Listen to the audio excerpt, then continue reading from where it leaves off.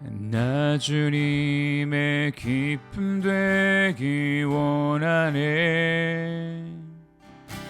내 마음을 새롭게 하소서.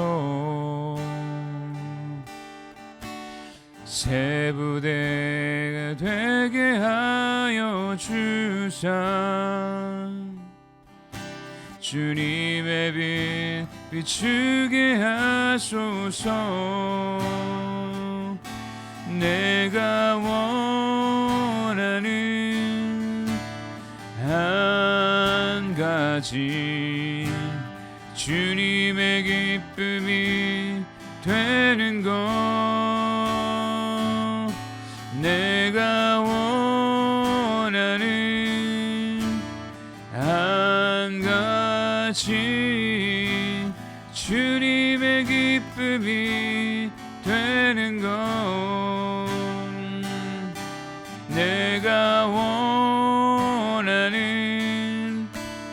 한 가지 주님의 기쁨이 되는 것. 내가 원하는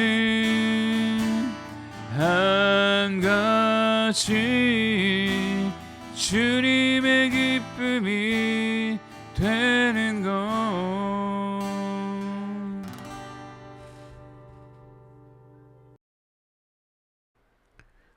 오늘 우리에게 주신 하나님 말씀은 고린도전서 9장 11절에서 18절까지 말씀입니다. 고린도전서 9장 11절에서 18절까지. 우리가 너희에게 신령한 것을 뿌렸은즉 너희의 육적인 것을 거두기로 과하다 하겠느냐. 다른 이들도 너희에게 이런 권리를 가졌거든 하물며 우리일까 보냐. 그러나 우리가 이 권리를 쓰지 아니하고 범사에 참는 것은 그리스도의 복음에 아무 장애가 없게 하려 함이로다. 성전의 일을 하는 이들은 성전에서 난 것을 먹으며 제단에서 섬기는 이들은 제단과 함께 나누는 것을 너희가 알지 못하느냐. 이와 같이 주께서도 복음 전하는 자들이 복음으로 말미암아 살리라 명하셨느니라.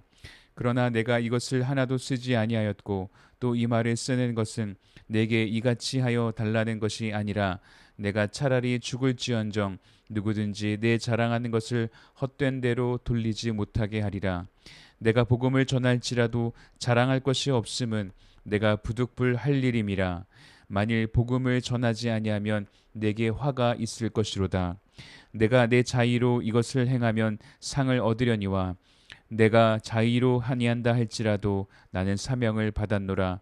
그런즉 내 상이 무엇이냐. 내가 복음을 전할 때에 값없이 전하고 복음으로 말미암아 내게 있는 권리를 다 쓰지 아니하는 이것이로다. 아멘. 할렐루야. 오늘도 하나님의 은혜가 여러분의 삶에 가득하기를 주님의 이름으로 축복합니다. 사람은 기본적으로 자신의 권리를 지키려고 하는 본성이 있습니다.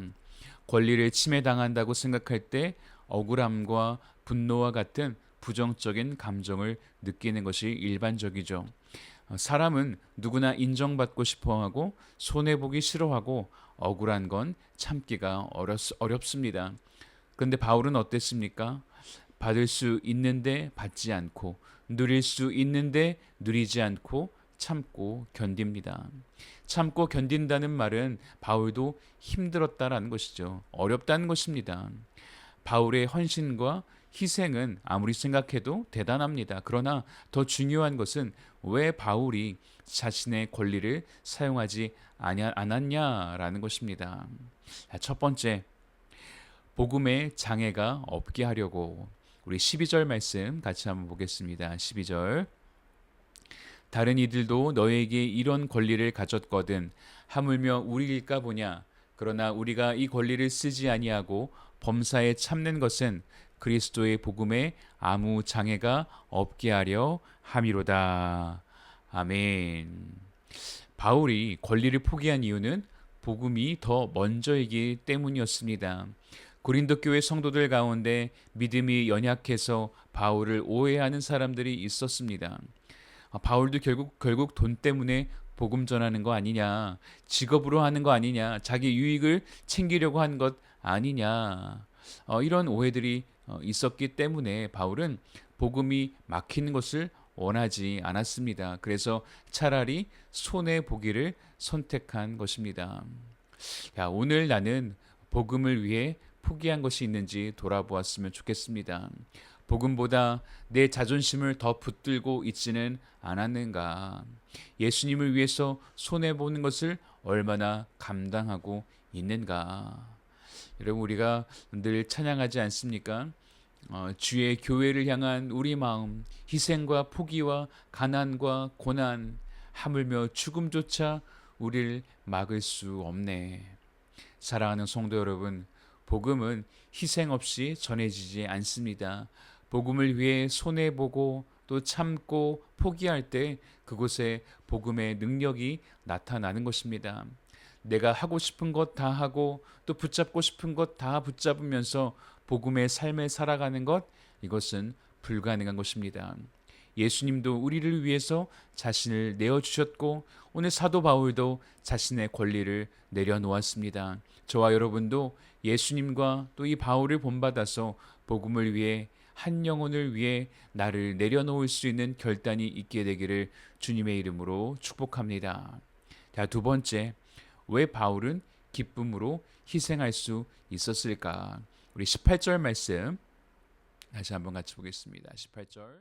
그런즉 내 상이 무엇이냐? 내가 복음을 전할 때에 값없이 전하고 복음으로 말미암아 내게 있는 권리를 다 쓰지 아니하는 이것이로다.